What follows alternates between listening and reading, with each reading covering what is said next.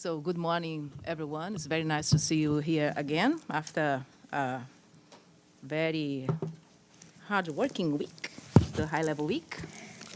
I have the honor to introduce you to His Excellency, Mr. Dennis Francis, the President of the General Assembly.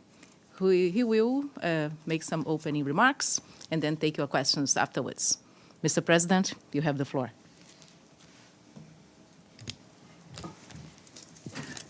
Thank you, Monica.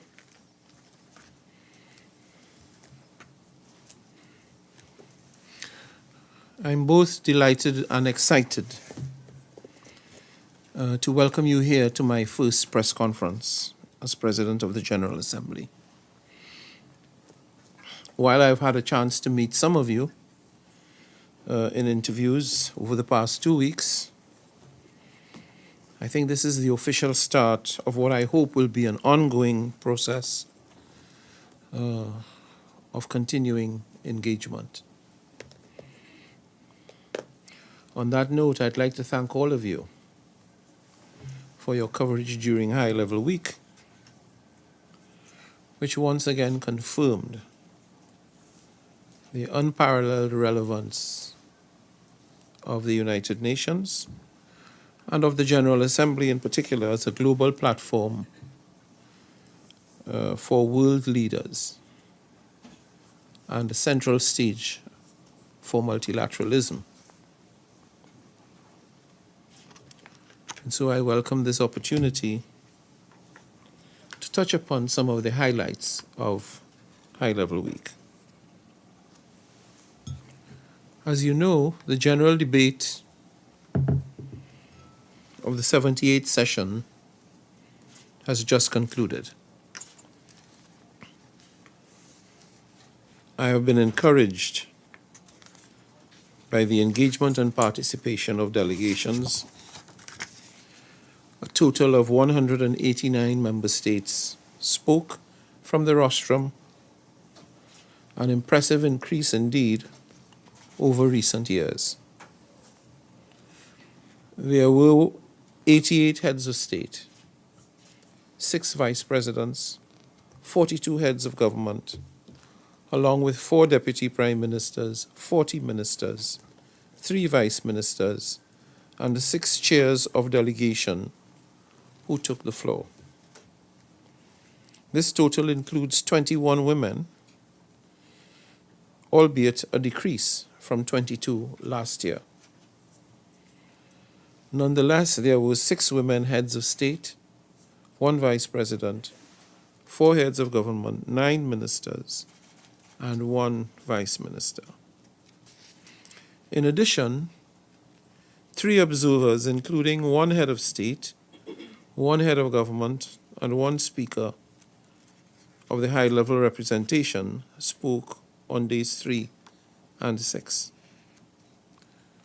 At the week's outset, I had the privilege of convening the 2nd annual platform of women leaders, which featured women heads of state and government and focused on the role of women's leadership in achieving the SDGs. These leaders showcased why it is so important to recognize and elevate the talents and perspectives of half of humanity in tackling today's challenges. As you heard from spokesperson Monica Greeley earlier this week, the number of women who spoke during the general debate fell to 21 this year, from 22 last year. As an international gender champion myself, I pledge to work with my special advisor on gender equality and women's empowerment, Ambassador Keisha Maguire, to ensure gender parity in all deliberations during the 78th session. More broadly, during the general debate, we heard calls to resolve conflicts from Africa to the Middle East to, of course, Ukraine. And I was unequivocal when speaking to the membership that we need peace. Ukraine needs peace, and that this war must stop, must end. Aside from the war in Ukraine, one call in particular resonated across the General Assembly: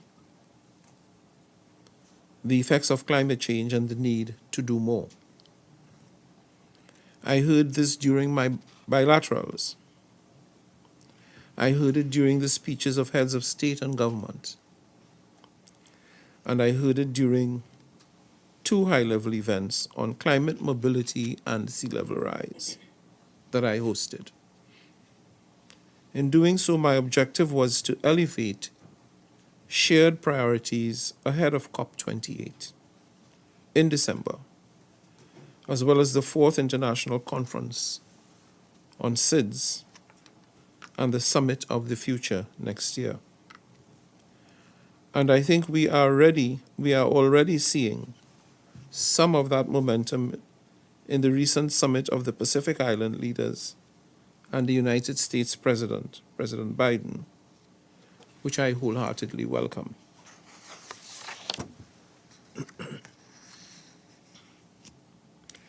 Beyond climate, the SDG Summit and its political declaration mark the start of a new phase of accelerated progress to achieve the SDGs by 2030.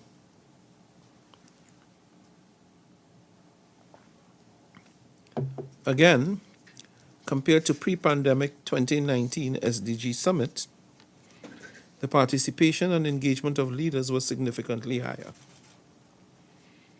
144 participating states plus the EU spoke at the 2023 SDG Summit, compared to 80 speakers in 2019. This included 87 heads of state and government and 58 ministers, compared to 64 heads of state and government and 17 ministers in 2019. During the summit and throughout the week, we heard stakeholders, SDG advocates, youth representatives, international financial institutions, the private sector, major group representatives, and numerous other stakeholders. A number of countries called for continued work on the multidimensional vulnerability index, the use of blended financing mechanisms, and efforts to unlock climate financing opportunities. Other countries confirmed support for the Secretary General's SDG stimulus, which, as you know, was launched this year to help offset the challenging conditions that many developing countries face in financial markets. These are encouraging developments that give me hope that we can close the gaps to 2030. The week also featured the high-level dialogue on financing for development on 20th September. The dialogue offered a platform for the World Bank, the International Monetary Fund, and the World Trade Organization, and others, to renew their commitments to reform of the international financial architecture.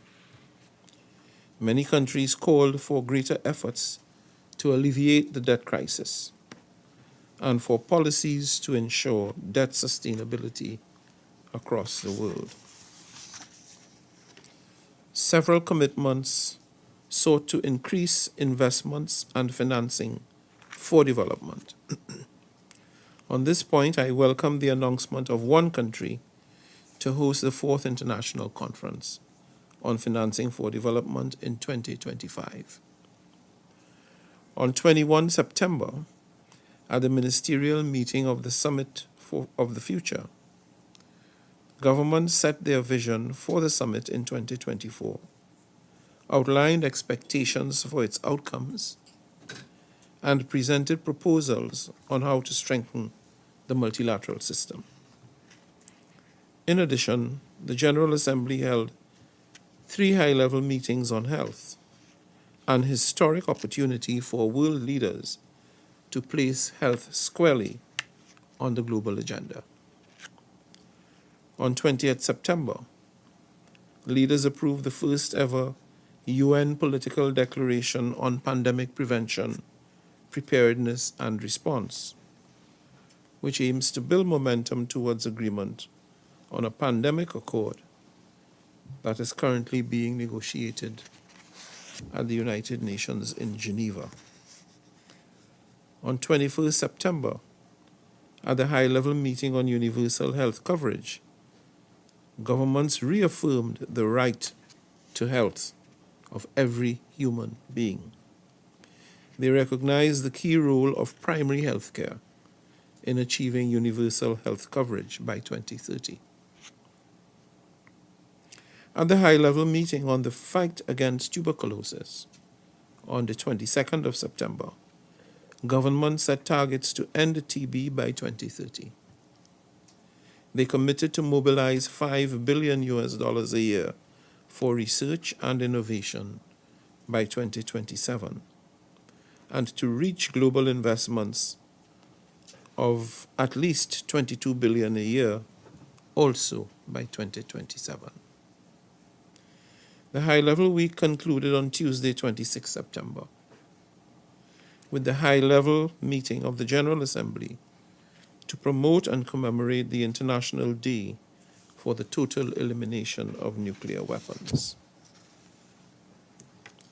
This year, we heard 77 statements, up slightly from 73 last year. I welcome the engagement of some nuclear weapon states, namely China, India, Pakistan, in these important discussions. I hope that this will inspire more member states to heed the call for the overwhelming majority of the international community, including civil society, to take serious action towards the complete elimination of nuclear weapons. Like many of the calls we heard throughout the week, this is a moral duty of our time, of our generation, and we must fulfill it for the sake of humanity. Colleagues, these are the highlights. With that, I turn the floor over to you. Thank you very much. Thank you so much, Mr. President. And the first question goes to Valeria Robeco, President of UNGA. Valeria, you have the floor. Thank you so much, Monica, and thank you, Mr. President, on behalf of the United Nations Correspondents Association. So Valeria Robeco from ANSA Newswire. My question is, during the past week, have you seen any concrete progress or any glimpse of hope in any of the most challenging crises, like the war in Ukraine, the climate change, the 2030 agenda that is not like on the path to reach the sustainable development goals? So have you seen something positive out of the last week high-level debate? Thank you so much. Thank you. I'm happy to say that I saw an engaged international community recommit, almost as a matter of honor, to completing and delivering the SDGs by 2030. If you think back, it was on the lips of all of those who spoke. Because of the importance, the crucial importance of sustainable development to civilization on this planet. So I'm very encouraged and gratified that there's been this wellspring of goodwill and commitment that the UN should honor its undertaking to deliver the SDGs. We saw some countries making bold commitments. We saw the private sector accepting their responsibility to play an important role through partnerships We saw civil society in the vanguard of the movement to build on the work already done and to support delivery of the SDGs. So, on balance, I feel very comfortable going forward into the next phase, which is the implementation phase. We also saw the three declarations on health.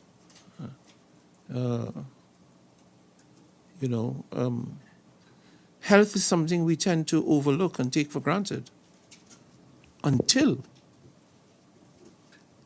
you don't have it. When you don't have it, a mood of desperation descends over us. And so it's important for the United Nations and for the international community that there should be increased focus on preserving the health and well-being of global population. And I'm happy to say that heads of state and government focus their attention on doing just that. The pandemic, the tuberculosis issue is extremely important. We know the damage and the pain and suffering that TB can cause. And I would urge and encourage all delegations to participate actively and fulsomely in those negotiations that are ongoing in Geneva so that we get the best possible outcome. Thank you. Thank you. We're going to go to the question here. So if you could say your name and your outlet, please. And all of you, it's the first press conference for President Dennis Francis. Thank you. But I have you as you raise your hand. Okay. Sure. Thank you very much. Thank you, Mr. President, for this press briefing today. My name is Vusala. I'm working for Azerbaijan News Agency Report. So I have two questions. And my first question is the landmine crisis and humanitarian disaster in Azerbaijan. So Azerbaijan is currently considered one of the most mine-contaminated countries in the world. According to Azerbaijani government, during the 30-year occupation of Azerbaijani land, Armenia had planned almost 1 million landmines. And since November 2020, more than 300 Azerbaijani civilians died, and 2 of them were journalists. They were my colleagues. And 6,000 injured because of mine explosion. So, despite the end of the conflict, Armenia refused to share accurate and comprehensive information about the map. Can you go to the question? My question Thanks. is about what's your position in this regard? Do you have any plans to work on these problems to solve or to get some? Because this is a disaster. And my second question is Azerbaijan's role as a chair of the non-aligned movement. And contribution into 2023 SDG. Thank you very much. Thank you. And we are going to take one question per person, but we're gonna go back to you for the second question, okay? Mr. President. The situation you describe is one of concern.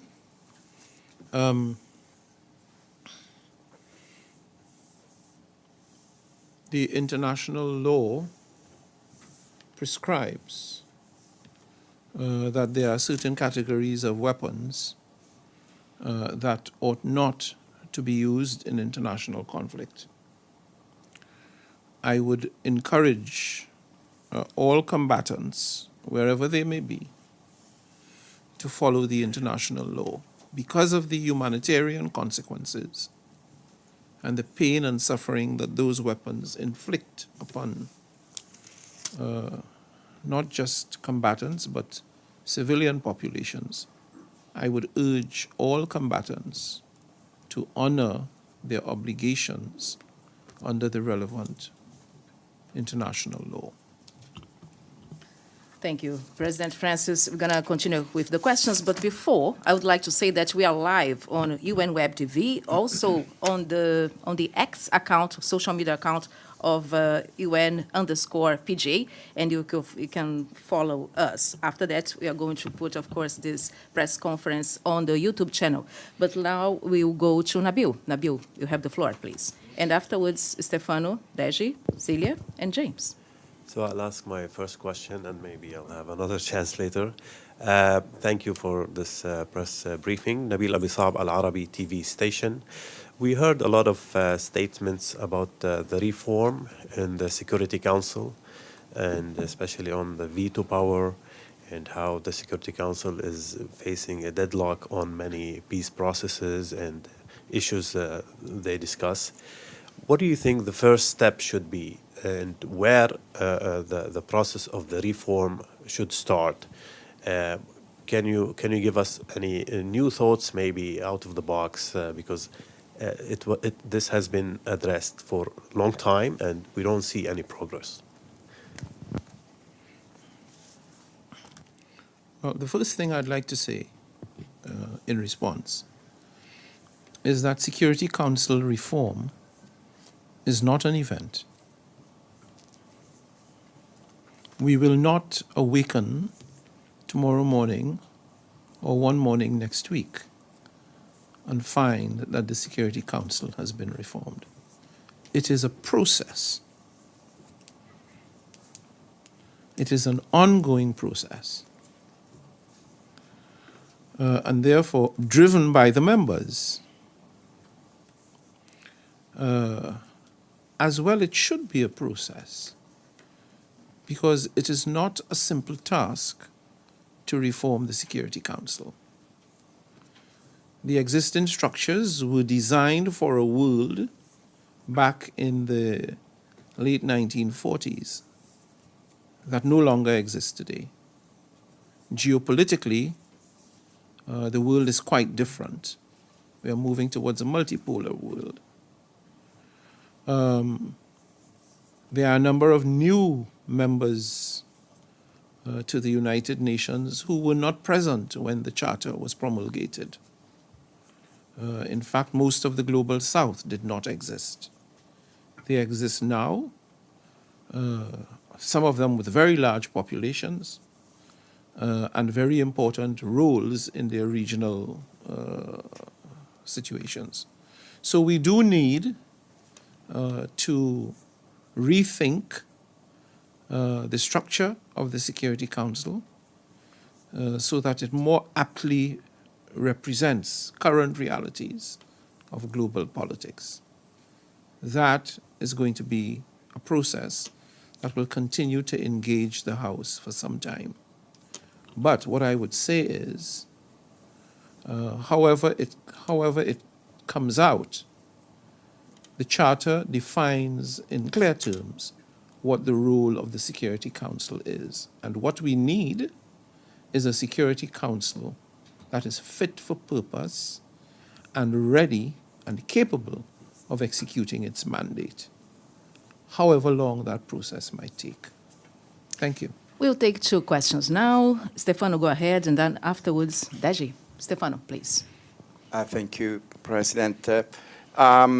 First of all, congratulations, not only for you, but for your country, for Trinidad and Tobago, to have you as a president.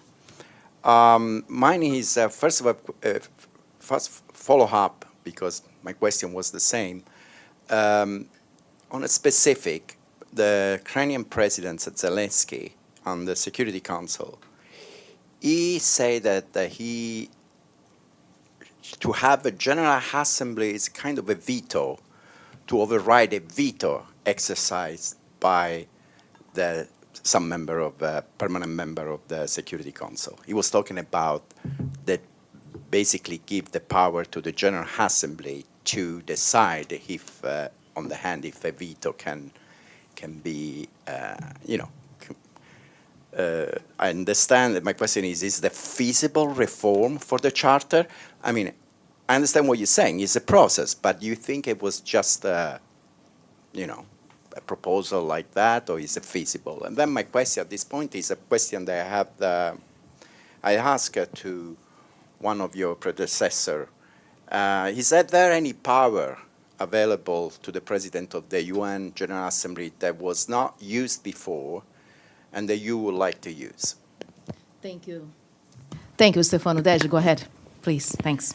All right, Mr. President, we have 7 high-level meetings and 4 political declarations, but listen to what my colleagues asked. Azerbaijan Security Council reform, Ukraine, General Assembly power. I mean, none of those are in those 7 high-level meetings.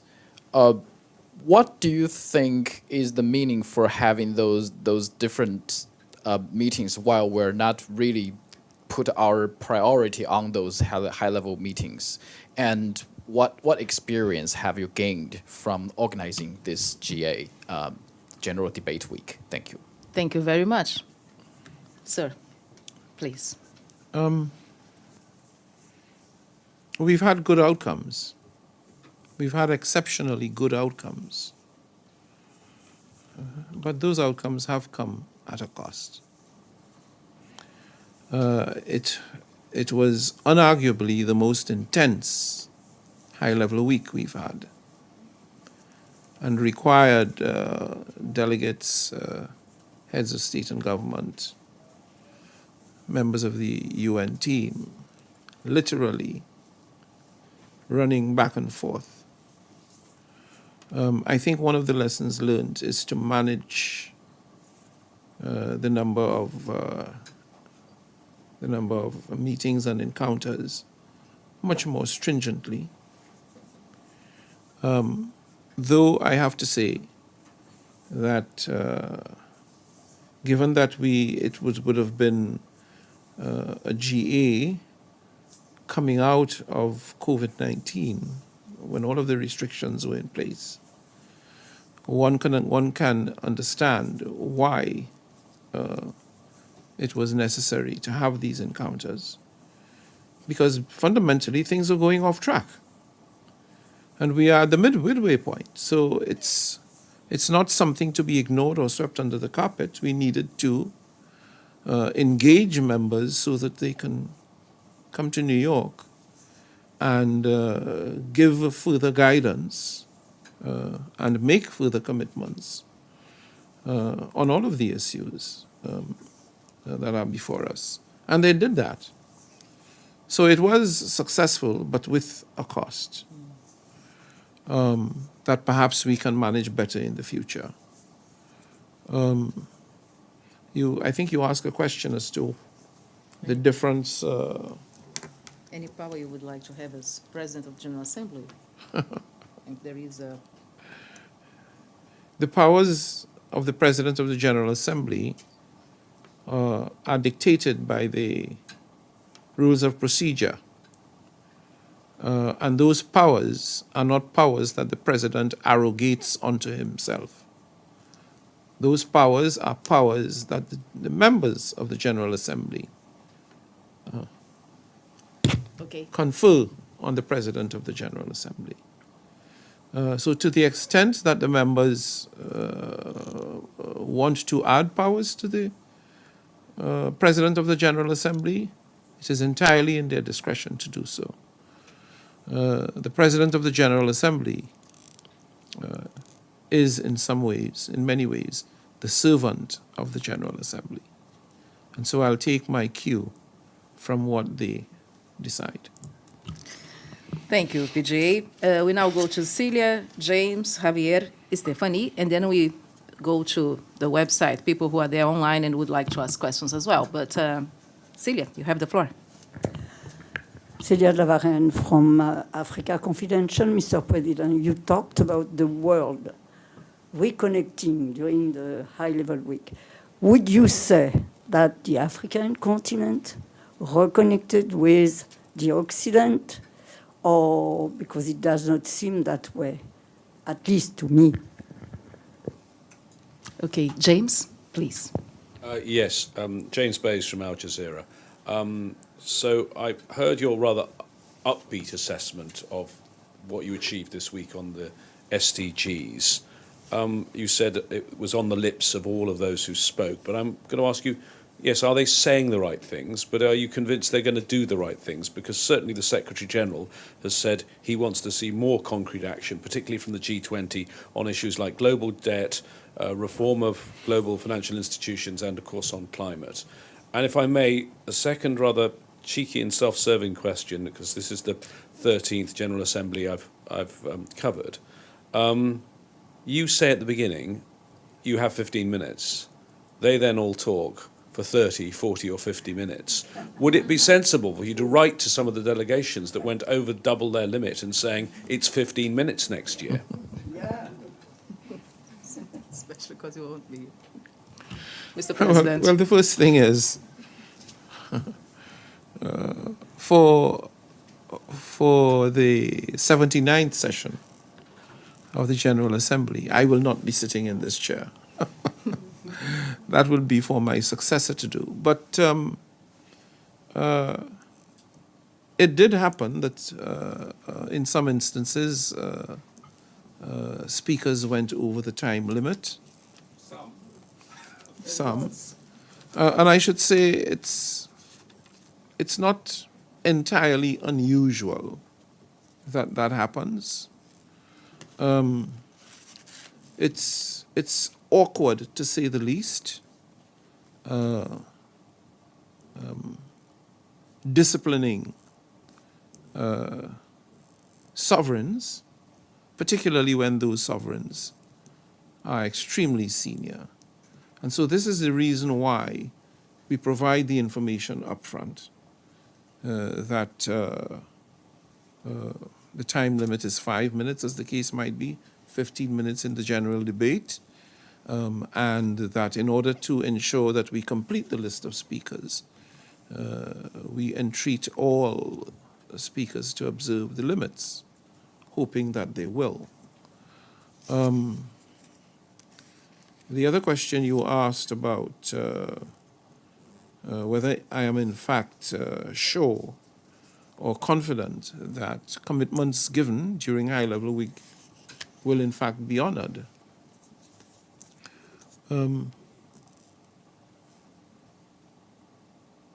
What's fantastic about it is that these commitments were made in public, in front of you guys, who influence public opinion. And so my question to you is, how will you react if you detect over time that commitments made have not in fact been honored? I take the words of heads of state and government at face value. And I do so because when they give those commitments, they are in the full exercise of their sovereign authority. So, of course, we'd like to have the commitments honored. It is going to be an extraordinary contribution towards achieving the SDGs that the world so desperately needs. But at the end of the day, the proof of the pudding, as they say, is in the eating. Thank you. And now the question on Africa reconnecting. Yes. I don't think it would be accurate to describe Africa as not being connected to the processes we've had last week. In fact, the African countries, through their diplomatic missions in New York, have played important roles in the intergovernmental processes that have taken place over several months to prepare for GA 78. extremely important roles. The fact, however, that there appears to be a tendency for militarization in Africa constitutes, in my view, a retrograde step. And it's retrograde because of the uncertainty it brings, the potential for harm to people, the potential for loss of life, the potential for massive displacement of large numbers of people, and all that that implies for their human rights and humanitarian rights. However, that does not, in my view, constitute a basis for deciding that Africa is not engaged.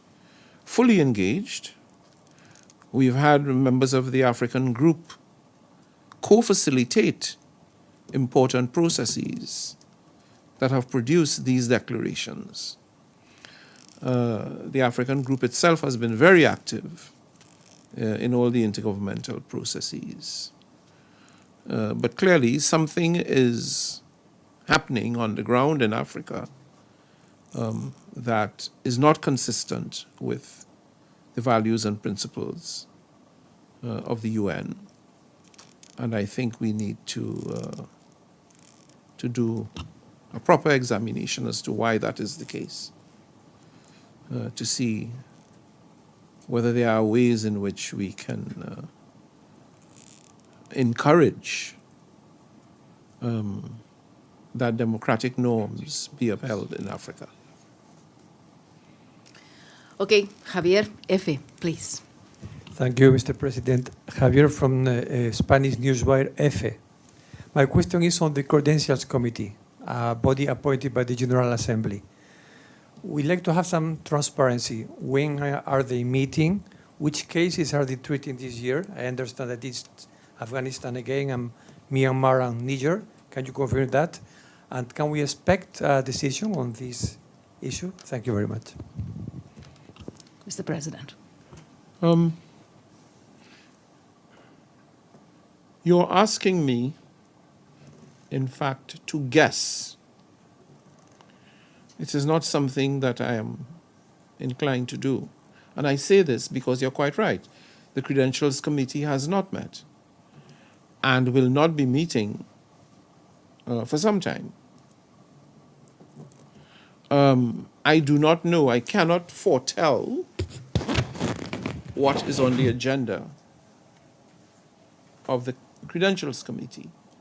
At such time as they have met and taken decisions, they will provide a report to the General Assembly. And then we will be able to see what were the issues that they took up. But so I'm in no position to guess. They have the authority in the rules of procedure to consider those issues. And I'm absolutely sure that when they have met and taken decisions, those decisions will be known to us. It's not opaque, it's just procedural.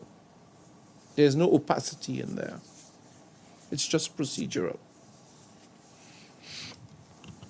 Before you go to Stephanie Fion, is there anyone online? If you are, you can feel free to speak up right now. If not, we will continue here in the room. Stephanie. Thank you so much, So, Mr. this is Oh, we have a taker. Yes, please go ahead. Iftikhar, are you there? I heard you, right? Thank you. Yes, thank you, Monica, and congratulations, Mr. President. My question was about the Security Council reforms, which my colleagues Nabil and Stefanos have asked. So I turn to Afghanistan. Sir, as President of the General Assembly, what is your message to the Taliban, especially in terms of the rights of women and girls And sir, my second question is on sport. You are a diplomat, sir, from a cricket-playing nation. The World Cup is beginning next week. What message do you have for the cricketers of the world?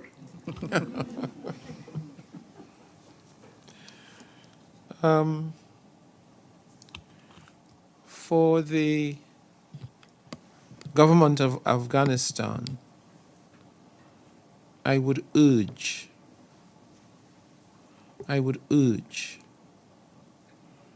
that they honor the international human rights of all Afghan citizens, men, women, and children.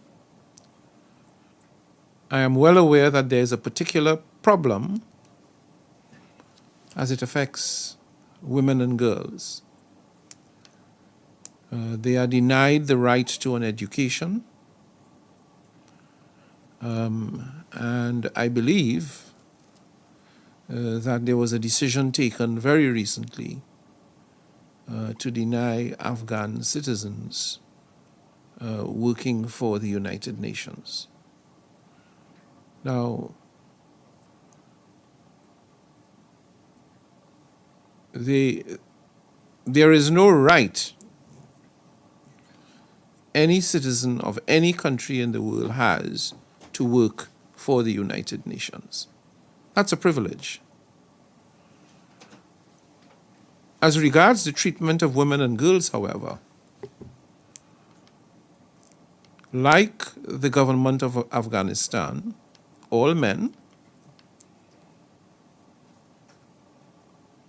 they have inalienable rights. Women and girls have inalienable rights, human rights, that must be upheld and honored. So I would urge the Afghan authorities to reconsider the policy and allow girls to go to school, to get an education, so that they can play a role in the development of their communities and society. They can add value in making Afghanistan a strong, cohesive state, which I'm sure they want to become, and not create this sense of hopelessness by keeping girls out of school. It is not a behavior that is going to strengthen the country. If anything, it is likely to weaken the country. So I entreat them to reconsider this policy sooner rather than later. It is the only country in the world, I believe now, where this is happening, that girls are not allowed an education. It's inconceivable, really, that this should be the case. It is an anachronism. It is a global anachronism. And anachronisms need to be fixed. And any tip for the Cricket World Cup? Ah, yes. Cricket, they say, is a sport of gentlemen and skill, but also of temperament. We're very much looking forward to the tournament. I come from the West Indies, and therefore the West Indies is always is in the heart of every West Indian. But what I would like to say is that I hope all the necessary precautions have been taken to ensure that the games are successful, that they are drug-free, and that the spirit of competition remains high so that we can have an excellent tournament. Thank you. Now we go to Stephanie Fillon. Thank you so much, Mr. President. Stephanie Fillon from Asahi Shimbun. You said last week you deplored the fact that the UN's never been led by a woman, and I wanted to push your observation a bit further. Do you believe that men should refrain from running next time around? And considering that you come from the Latin America and Caribbean region, do you intend to take any extra steps to support women from your region to run? Do I believe that men should refrain from running the next time around? No. No. I believe that men should run next time around, as I believe women should run in their numbers. Because what I would want to happen is for a woman to win in those circumstances, not from a field of women. That would be the wrong message. And the message has to be that women are and can be as productive, as competent, as resourceful, as efficient as any man. So I would like a field of candidates, men and women. But I'd like for a woman to win because it's never been done before.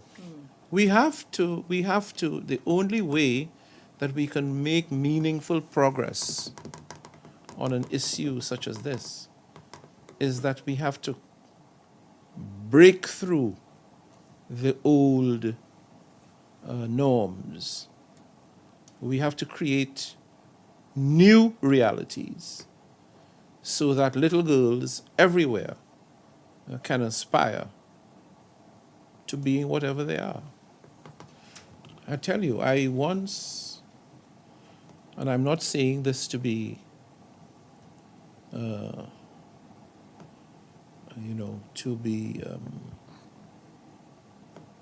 polite, but I once took a flight, an early morning flight, from Jamaica to Miami. And when I got aboard the aircraft, it was an American Airlines aircraft. Captain and co were women. It is the smoothest landing I have ever experienced in flight. I'm telling you, as light as a feather.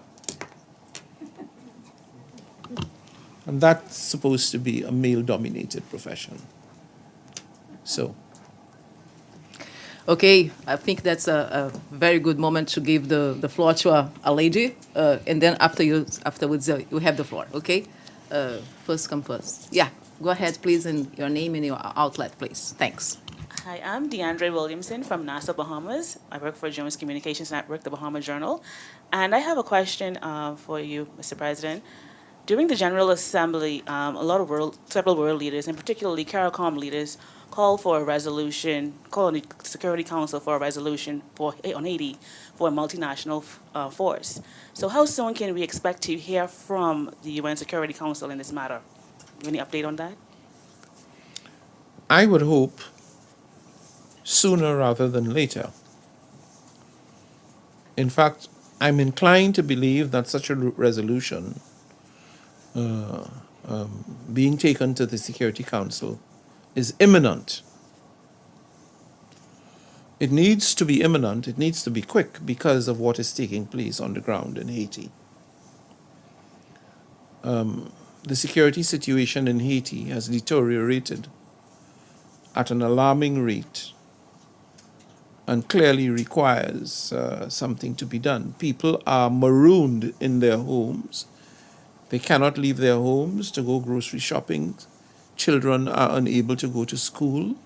Rape is being used as a method of violence and subjugation, while these gun-toting gangs literally terrorizing the civilian population.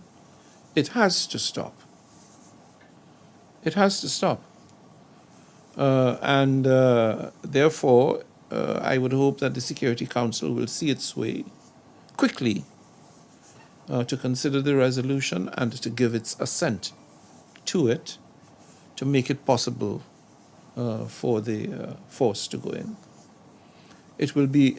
That will be the start, one hopes, of the re-democratization of Haiti, which is also extremely important.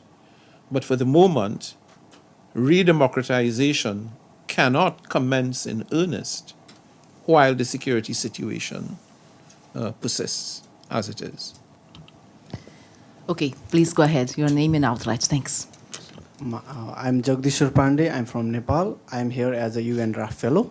My question is the President is that you have mentioned that the world needs peace, Ukraine need a peace. So you met during the General Assembly, high-level General Assembly session. You met with the Lavrov and the Zelensky. So during the conversation with them, did you find any room, negotiation room, to break a peace deal? Thank you.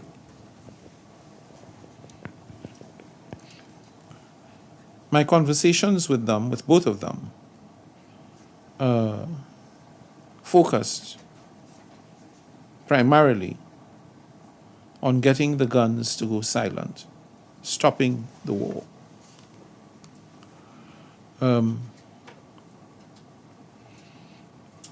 War is never,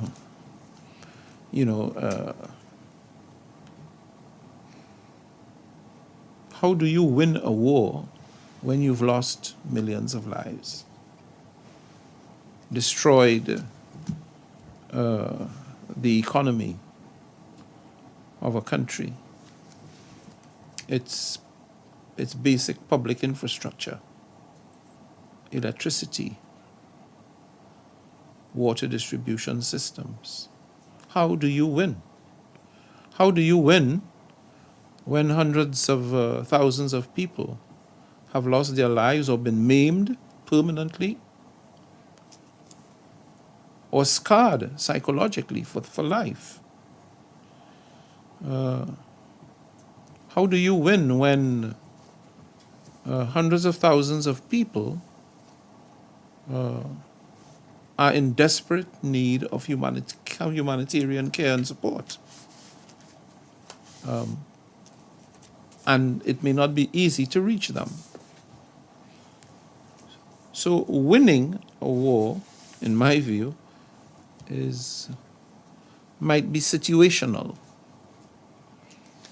And for that reason, I pressed them both on bringing the war to an end sooner rather than later.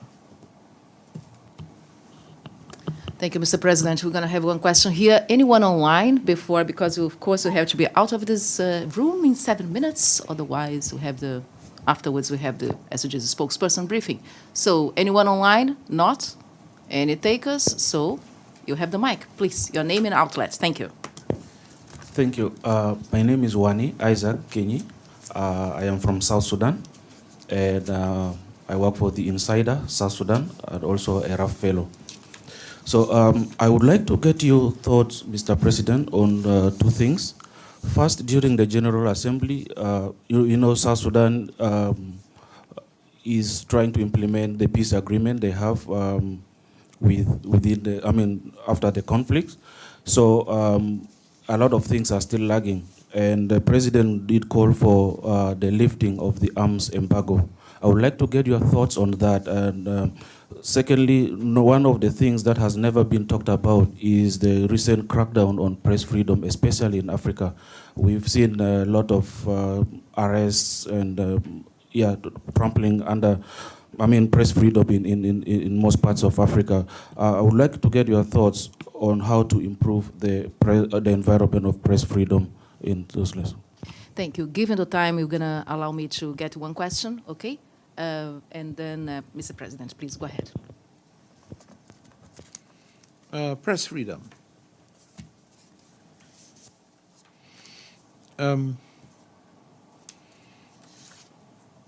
It's a basic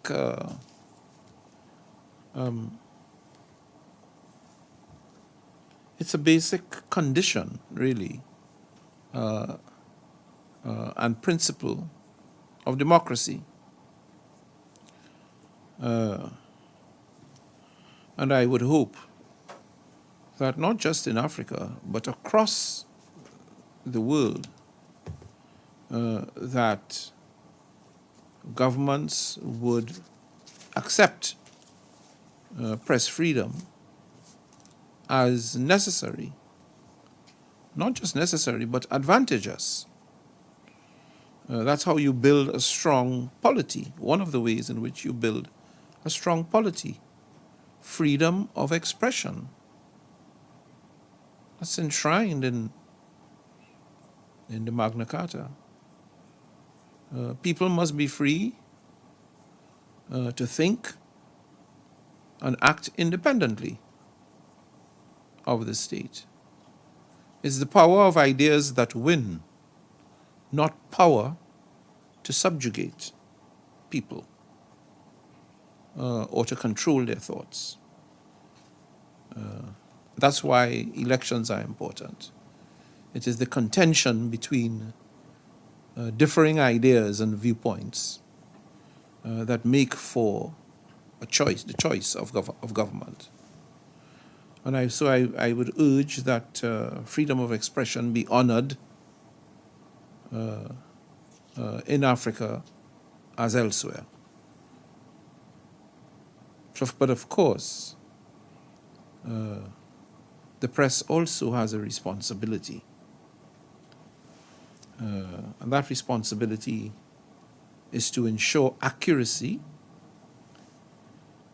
and not, particularly in these times of fake news and fake information, it's extremely important that people are able to trust what they're being fed by the media. Because people often act, they make decisions about their own lives and livelihoods based on what they're hearing, what they're getting from the media. And because most people, certainly the traditional press, most people tend to believe what they read in the press. So there's a responsibility there as well that the press has to ensure accuracy in their reporting. And so as an intern, I think that is an important lesson for you to keep in mind as you grow in your profession. Mr. President, thank you so much for your time and for answering the questions. I know, if you go very quickly, one question. Yeah, absolutely, please. Absolutely, thank you so much. My name is Sinan Tunçdemir. I'm with Rudav Media Network, the Kurdish outlet. My question is, if there is going to be a reform, this reform is going to include anything for stateless nations. For example, there is more than 40 million Kurds around the world, and unfortunately they don't have a chair at the UN. The question is this fair, do you think, or do you think if there is going to be fair, is there going to be any reform, this reform is going to include anything for stateless nations? Thank you. That's a big one. Because the formula we now have recognizes established states. One of the requirements of which is you must have a clearly defined territory. That's how the UN is structured now.